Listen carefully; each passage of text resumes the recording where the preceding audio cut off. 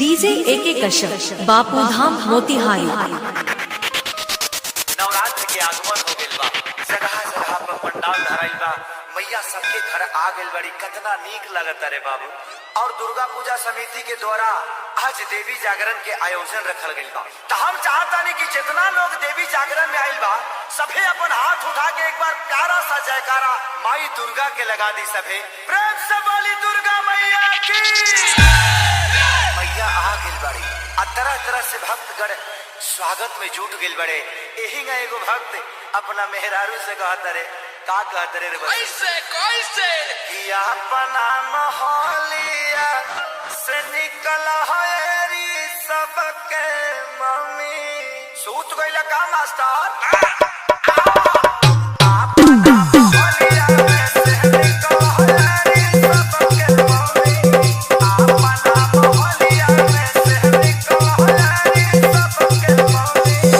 खीरा खड़ा भइल गौरा के तैया कुछ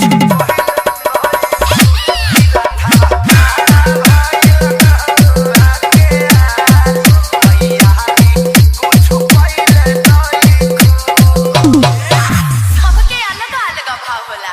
एही भाव में हमार भौजाई भैया से कहत रहली हो, ए राजा जी, तो भैया कहलन ह कि का हो, तो देखी ना कितना भाव में और कितना प्यार से कहत रही कि पूजा के कला तैयारी आई गईली हो देव के दुलारी। आई पूजा के कला तैयारी आई गईली हो देव के दुलारी।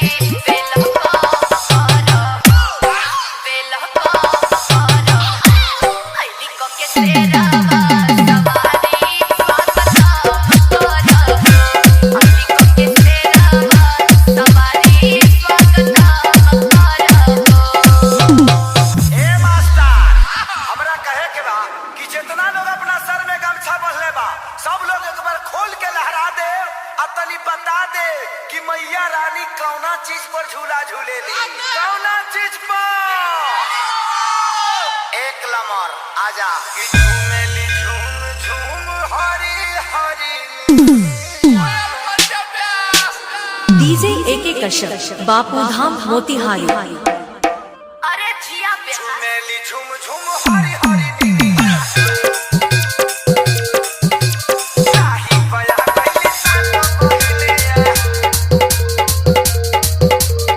पहला पुरवा झूमेला पतैया। पहला पुरवा झूमेला पतैया। झूलेली हो। झूलेली झुलवा लगाई मोरी टोलिया।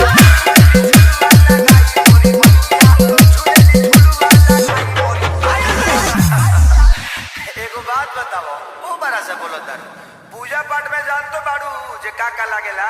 आज सब जानता ने दिया ढक्कन गाय ए ऐसे ना चलता हूँ, जाके बताओ पैसा ले ले बाड़ू हैंगा थोड़ी का? सुनी होई दिया लागी ए पिया दिया लागी औरी ढक्कनियो लागी हो।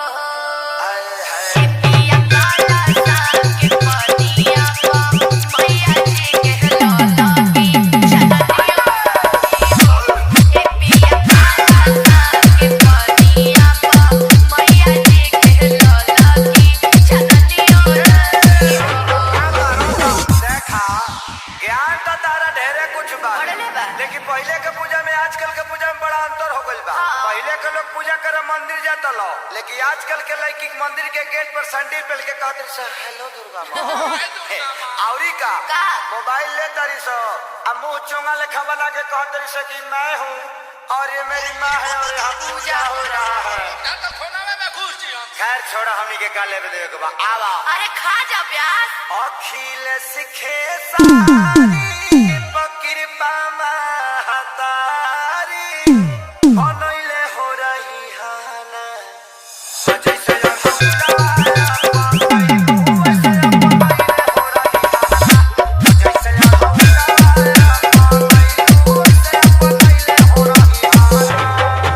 श्याम आकाश आ विवेक जी बा बनैले हो रही है ना सुंदर म्यूजिक बनावा जैसे ओढ़ौला माया बनैले हो वैसे बनैले हो रही है ना जैसे ओढ़ौला माया बनैले हो वैसे बनैले हो रही है ना डीजे AK कश्यप बापू धाम मोतिहारी।